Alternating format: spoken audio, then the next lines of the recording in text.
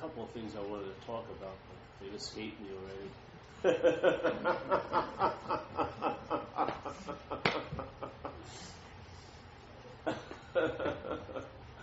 Maybe the idea that the way our mind is set up, we can't receive nothing. It's always made into something. Even if it has a strong, very strong pulse of nothingness, it'll still, after a time, it'll made into something. Once it becomes something, it can't deliver what nothing can deliver, which is nothing. Yeah? And that's really, for me, the answer. I mean, we've all had plenty of somethings in our lives. Yeah? And if you add them all up, you could actually say they added up to nothing. So why not start at nothing? Yeah? Why would you want to keep going down the same formula route with the hopes that someday something is going to work when all the somethings haven't seemingly worked so far? Why? Because there's such a uniqueness that something can be so unique from all the other somethings that it could be the one that works? That's just like ridiculous, isn't it? It's sort of like finding 800 broken eggs, but you think there's still going to be one that's not going to be broken. Yeah, I would just sort of give up the hunt, in a way. But how can you give up the hunt?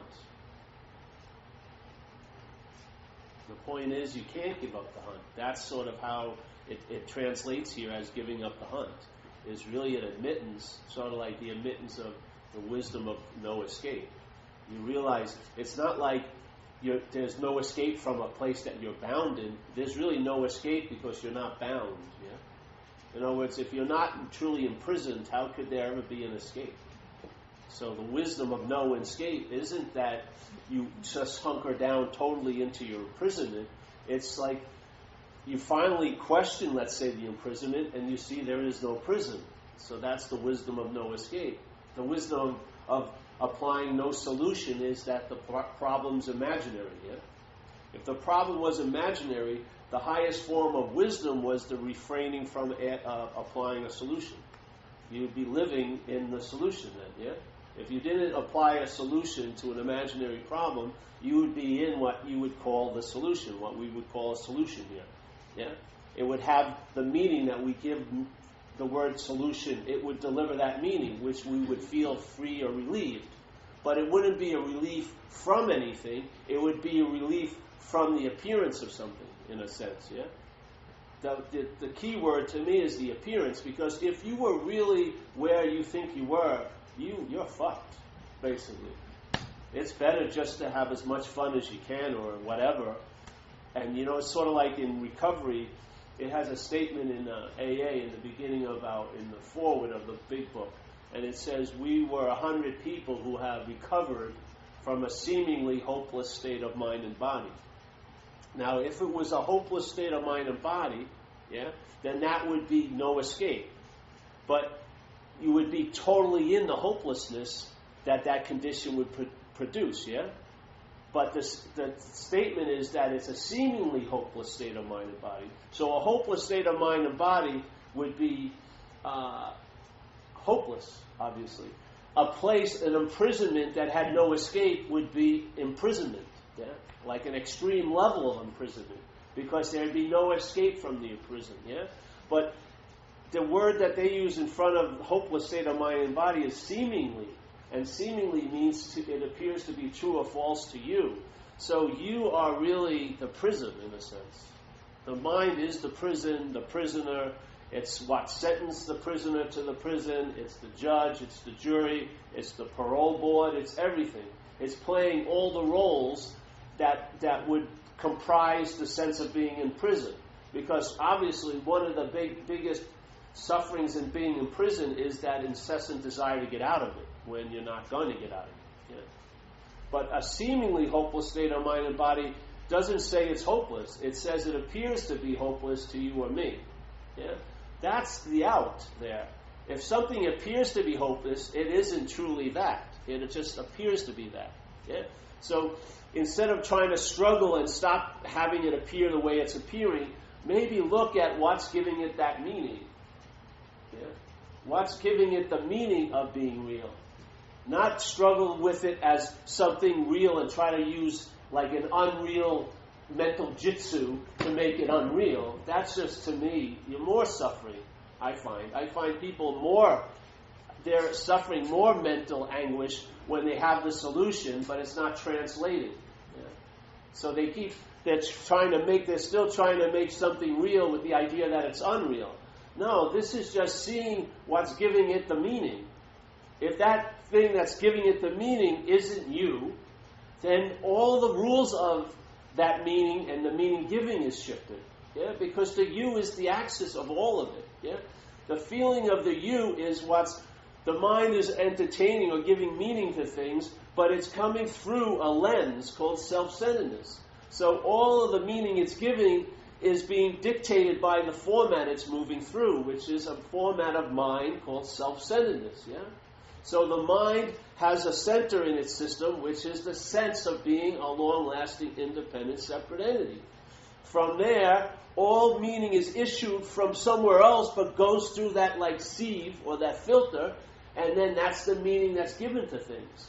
So we're giving appearances the meaning of being real, and then once they become real to us, their effects are real.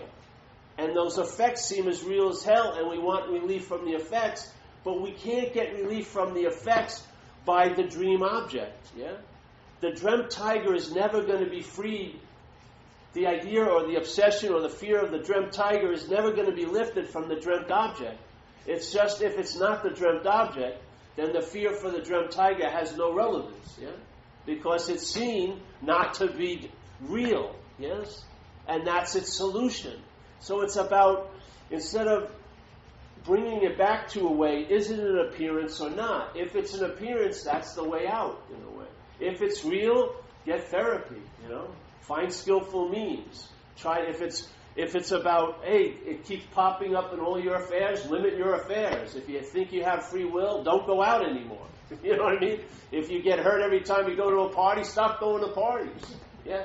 You know what I mean? If you feel like you're unloved, well, hunker down and don't attempt to try to get any love. It doesn't work, does it? It's just more and more involvement in an imaginary activity. And the involvement is the stickiness. It's the glue. Yeah? The thoughts aren't gluing me to anything. It's the my.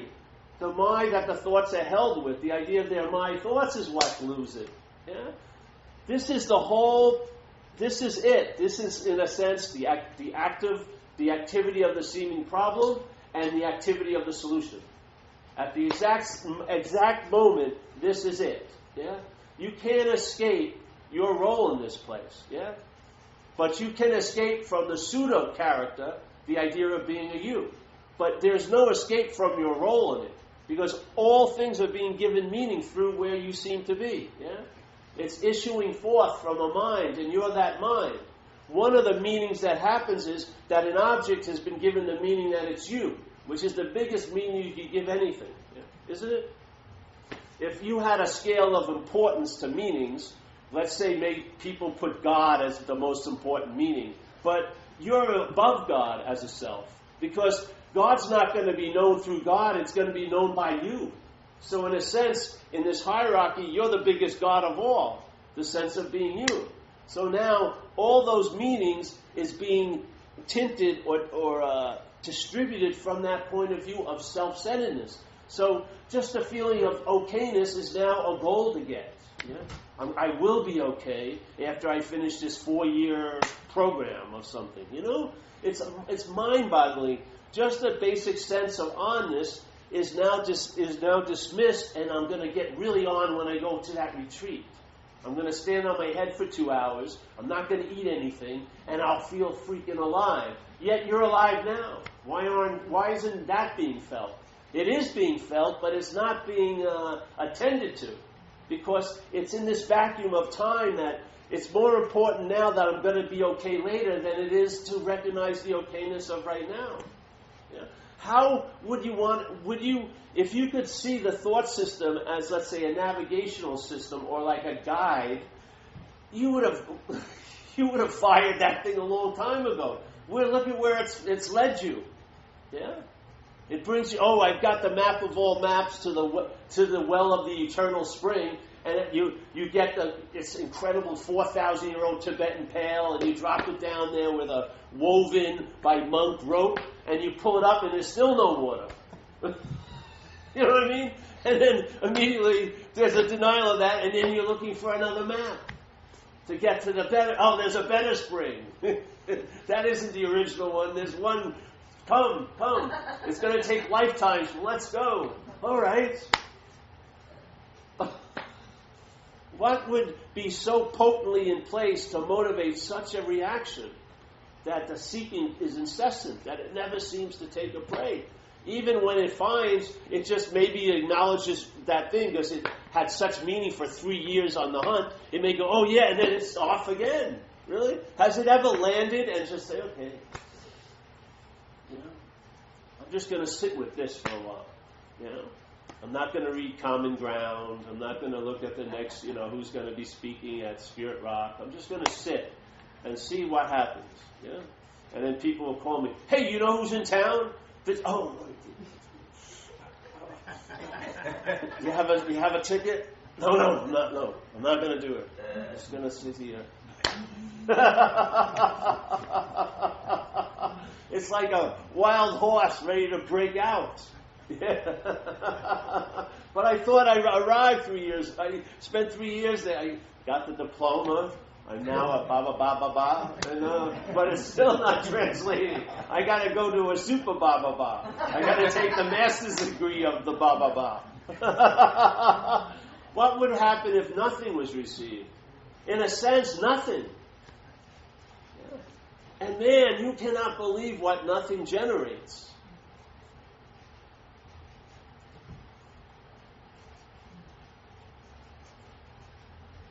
For me, it was like the last answer.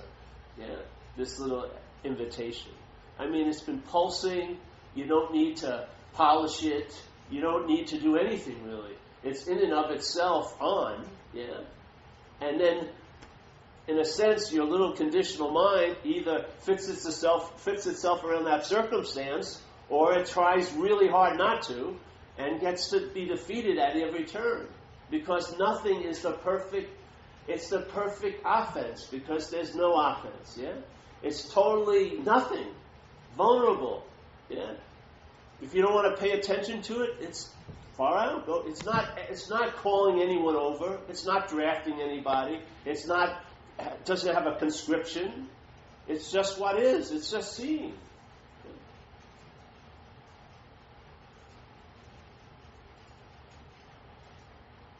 So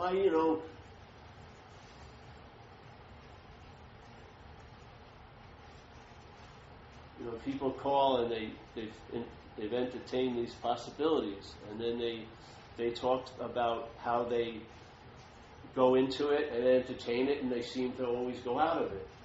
I attempt to share that that's just the movement of mind. The movement is I'm going into something, and it has to have the opposite movement because of this dualistic little presentation, that it's going to feel like it had a movement of going out of it. You're not that movement of mind. You're the seeing of that movement of mind. What allows you to tell an incredible, clear, very aware story about your confusion?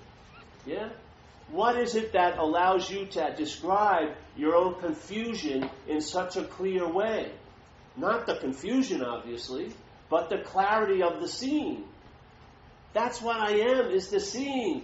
Even of an extreme amount of confusion, there's still a clarity. It may be a little bit after the confusion seems to break, but you'll have an incredible description of what it was like to be confused. What brings you that? Does confusion bring you clarity? No. The seeing of the confusion. And as the confusion seems to be the dominant force of interest and attention, there's still the seeing of it. That's why it seems so painful. Because the seeing allows it to have a bite, because that's awareness. That's the clarity. So the pain gets incredibly clear about confusion, which is super unclear. But the pain of it is incredibly clear. It's incredibly sharp. It feels like, I feel so disconnected, so unconscious, but the unconsciousness is so sharp it must be brought to you from an incredible place of clarity to have it be so sharp when you feel like you're not in it. The feeling like you're not in it is just a display of a mental movement. You are that clarity. So when your suffering seems to be so fucking real, what's bringing that to you? The clarity of mind, not the suffering. Yeah? If you did some drugs, then that suffering would be blunted. Yeah? The effects. So it's not the suffering, but the clarity of mind is what gives everything its flavor here. When something is really sharp and clear, it isn't because of you. It's the sharpness and clearness of mind, and that's always available at all times. It doesn't mean it's demonstrating at all times, but it's always available at all times, because any report about anything that has demonstrated, the clarity of that report is brought from there. It's the clarity of seeing. Yeah? It's there all the time. Why not, It's sort of like we want to go back in a sense, but we get off a stop away from it, We get off at another local bus stop instead of going back to the station, where everything issues from. We still want to be special and feel like I'm really close to the station. You know what I mean? So we can still have a sense of being the one who's clear and the one who's confused. But you're neither of them. Yeah? You're never going to be the clarity like you are a person. Yeah? Being something that you're not has a different flavor than being what you are. Being what you are could look like, to that desire to be something that you're not, could look boring in a sense to it. Because you're already that. What can I do with this? How can I trump this up? How can I make this a little bit different? But being what you're not is a field day. You can be fucked Monday, great Tuesday, right? You can have a youth story of how it's always going to be terrible while life is blooming right around you, and you just be walking through the fields of bliss and happiness, totally ignorant because you're stuck on one old idea. Nothing's ever going to work out for me. I mean, that's yeoman work, yeah? I mean, the mind's like strutting its stuff. It can make mountains out of molehills. I mean, it's into it. But being what you are is totally different. It could almost look like boring, because really nothing's happening. Everything, the emphasis on all the different things gets overwhelmed by the sameness of what's seeing them all. Yeah? So getting really excited and getting really bummed out seem to go off your menu. It's just like you can't even order those little mental desserts anymore. It just doesn't work. You know what I mean? You have a certain sense of equanimity in a way. And it's not you having it, it's just the aspect of mind. Yeah? Once you have it, it's made into something. Yeah? If you don't have it, then it's just what it is, when it is. But it doesn't mean that's what it is. It's not equanimity, it's clarity. It's seeing. Yeah?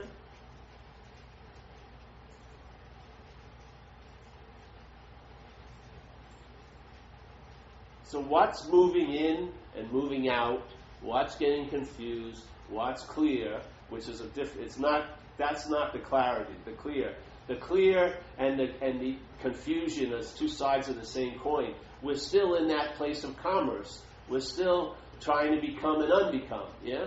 So we're trying to become more clear, less confused. This and that. There's still that the $1 bill of all that marketing is you.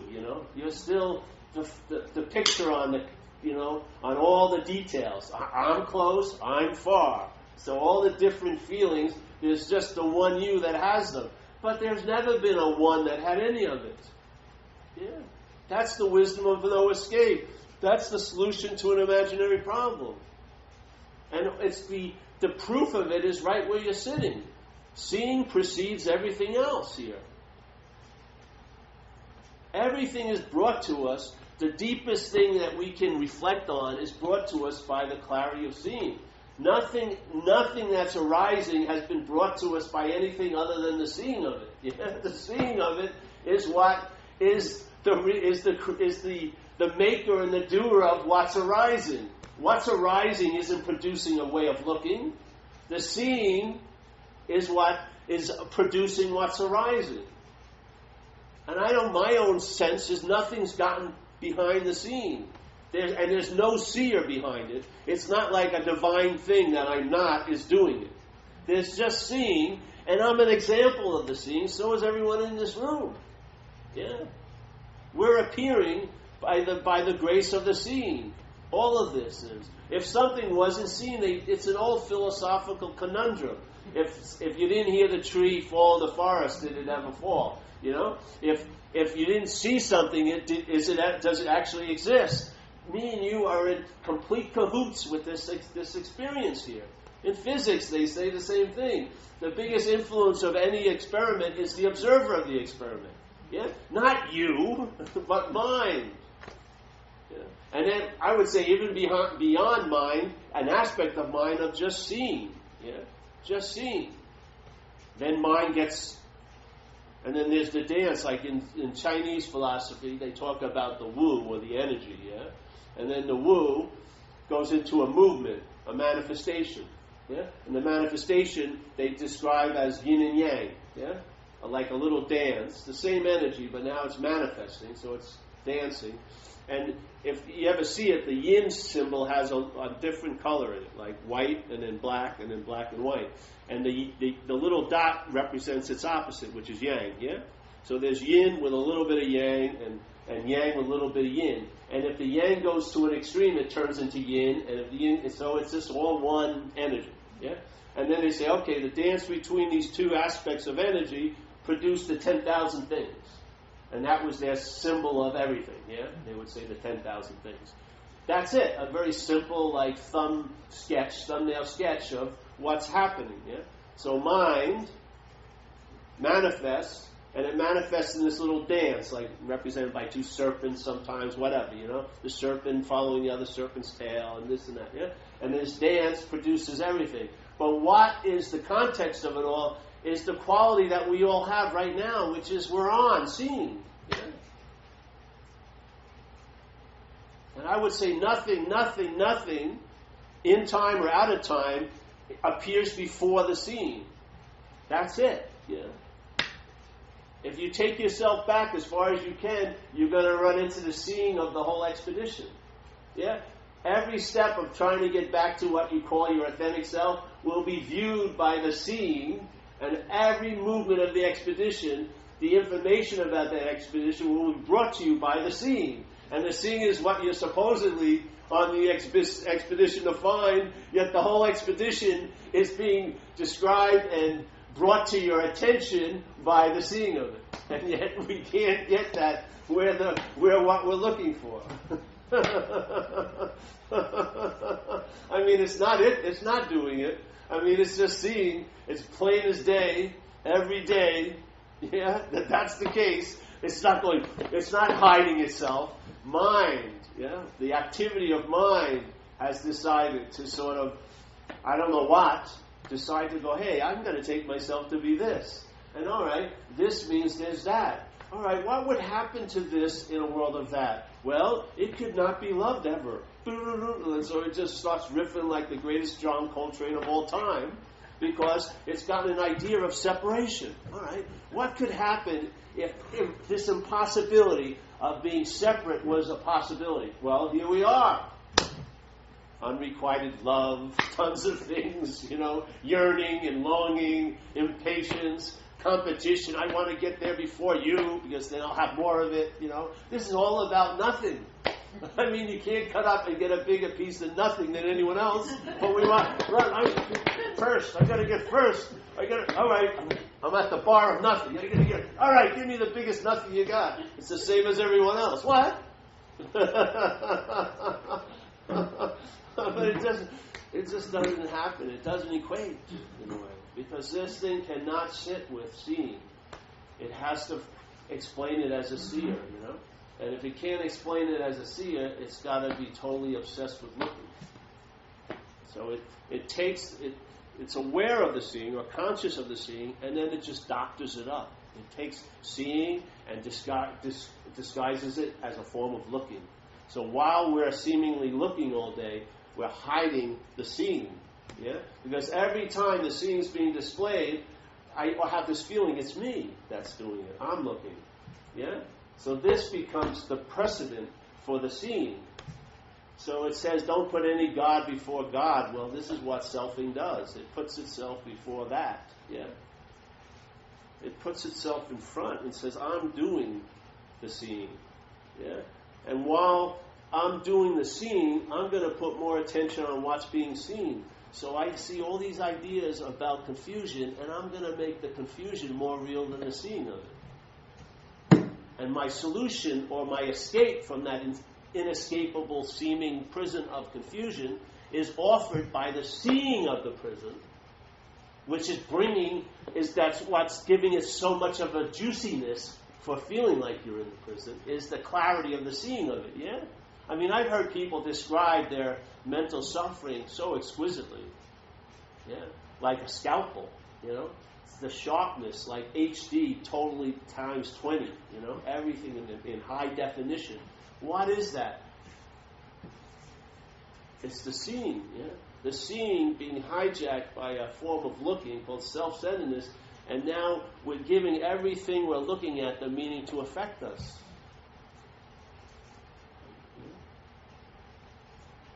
So someone says something that in a way it's not even a blunt object. It was really not, it didn't mean anything. And you'll take it home and use it like a scalpel and create incision after incision in your head about, fuck, they don't like me. Oh, no one likes me. Oh, yeah.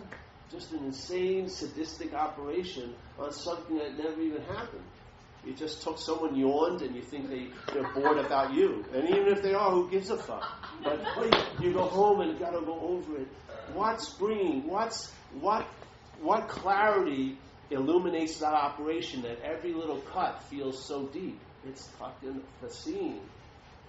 The clarity of this place, the awareness of this place is unbelievable. If you become aware of something that has a quote-unquote negative connotation, it can have a real deadening effect. You can be demoralized your whole rest of your fucking life here.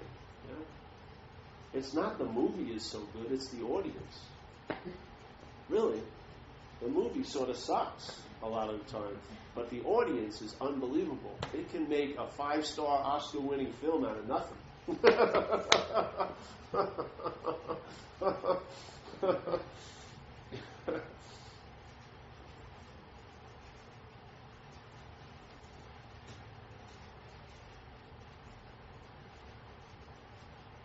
So that's why I don't see if this appearance, this dreamt object, has taken itself to be doing all the seeing. Obviously, when it hears about this idea, give it a name, enlightenment or awakening or whatever other thing they want to call it, yeah, it now turns, or tries to turn, it starts looking for the seeing, which is the most incredible way not to get it, yeah? Because now you're busy looking for it. You know, like when you've lost something sometimes, the best thing to do is stop the search. You're really busy looking for it, you can't freaking find it. Then you just go, you're exhausted, you stop, and then it appears. It's almost as if it would appear where you had looked like 20 times, and there's my keys. I mean, how did that happen? But the mind gave up or something, it stopped that incessant searching, and there it was. We don't get it? Just because it's a little example doesn't mean the principle isn't the same. Yeah. The principle's the same. If you're busy looking, that's the highest form of blindness to it. Yeah. If you can drop it, because I know in my case, this mind gave a lot of high-level meaning to looking for the truth. It produced more excruciating suffering with looking for the truth than all the consequences I had getting loaded. Because at least I wasn't expecting much from getting loaded. But I was expecting a whole lot from the spiritual path. A huge amount of meaning and a terrible disappointment and a frustration and an anger and a competitiveness and with everything would come because it was a failed approach for me. I don't know, maybe it works for you, but it didn't for me. You know? And so it's much better for me to look at like New York Yankee blogs, or some sale at REI than it is to read a scripture. Fuck it, it's just insane. I mean, my mind can make an unbelievable situation out of some spiritual term. Yeah? So for me, it's like the dog shit awareness, making it really ordinary allowed me access with it, because I didn't really, when the Eye of Sauron was looking over the field of everything and looking for that little precious, what it thought was valuable, nothing was hiding right in plain sight. Hiding in plain sight. That mind's eye couldn't pick it up because it doesn't give any value to nothing. It can't see the advantage of nothing. It doesn't see how nothing is going to promote itself as a self. It just doesn't see it. Yeah. And even if it goes for it, it'll quickly find out nothing's not going to bring about extra, like, little stripes on your jacket or another medal or anything like that. Yeah? It's going to bring you nothing, literally. And that's the gift that keeps on giving, really. Nothing just keeps on giving. It just never ceases. So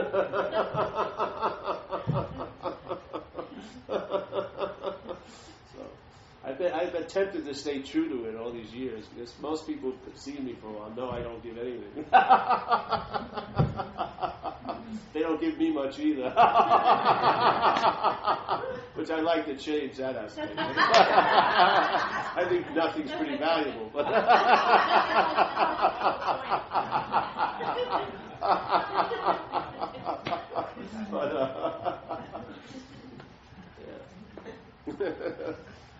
sooner or later, I think it was Buddha that said, you've got to be a light unto yourself. Because I would say you are the light. The light of what? Awareness. Yeah? My whole day, all the suffering, all the joy is brought to me by that one source. Everything issues from there. Without the seeing of it, what would it be? Yeah? So what's allowing that seeing to happen? Not me, not a divine you or that. It's seeing. You know? It's sort of like, in a way, an alien thing. It doesn't come in the package that we, being so self-centered, we expect something to be a thing, We always believe there must be a noun somewhere, that someone must have something. But that's not the case. Yeah? I'm telling you, there's probably a lot of wisdom being given out at 6th and Market right now, from one drunk to another, literally. In a really quiet moment, they may be saying, hey, you're fucked, bro. And the other guy says, well, you are too. Yeah? I mean, and with the sense of all those experiences from the street, that would be an incredible, wise statement where it really is a sobering effect. That's what happened with me. When I saw that, I looked at that guy's face, and he had a big bulbous nose and varicose veins, and my mind said, hey, this guy's a fucking bum. And then he was looking at me, and I read in from his look that I was a bum. And that was one of the wisest things that ever happened to me, because my mind stopped and this information came in, and I've been sober and clean ever since, from that moment. Yeah, I haven't picked up anything in those years. So, I mean, we were just two quote-unquote losers in a trailer in Calistoga watching an Audie Murphy movie, drinking Royal Cape vodka, yet probably the greatest thing that ever happened to me in my life happened that moment. And neither of us were any fount of wisdom. You know what I mean? And yet, something came through us, or this, or that, and has had a huge impact on the action figure. So, yeah. That's it, eh? Yeah. Any questions? This is a short movie. We're making a short video today. Short and sweet. All right, well, we're going to pass the basket now.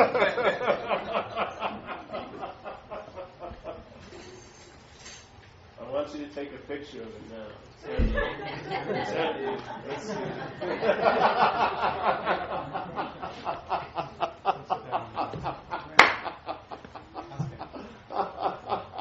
There's nothing like a spiritual extortion racket.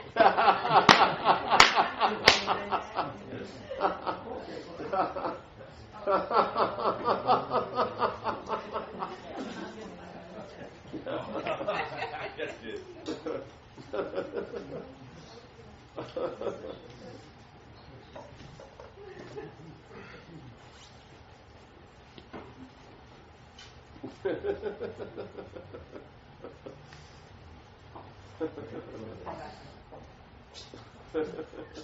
think this is great.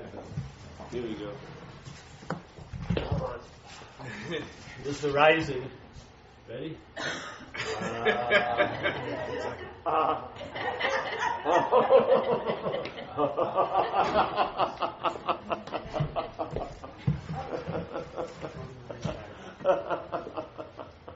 Thank you, everyone. So, hey, we end with a little prayer from a great tradition called Recovery, called the Serenity Prayer. Can I keep doing? Keep doing. Come on in, join us.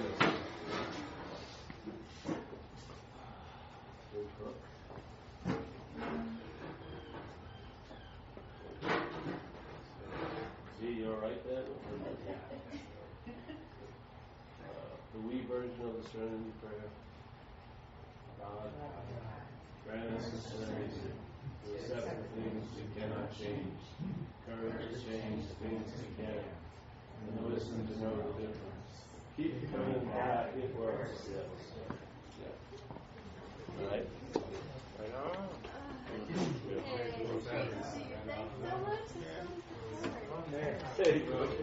How's that Kuan Yin you got? I know. Oh, did it? I thought it was made out of grass. I thought that Kuan Yin was made out of grass. Yeah, it's resin. Resin? Yeah, it's resin. You can glue that back on. Yeah, resin. That's how my body is. I thought it was a great deal. Yeah. It is still on this thing. It's a beautiful thing.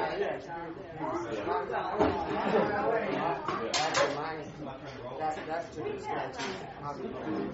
Oh, did you? Good. Well, that's all I have. There's quite a bit. So we planted a book on psychologist. Something out of nothing. It's all about nothing. That's it.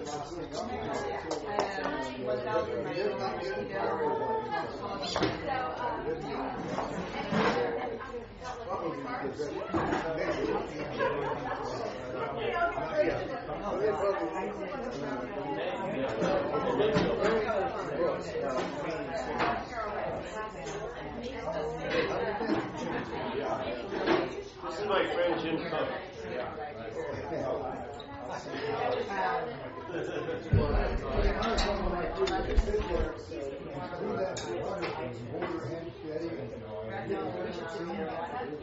See how steady it is when I get back home.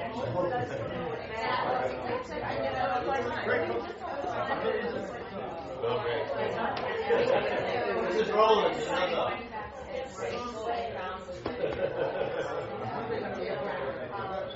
I will download it tonight because I haven't downloaded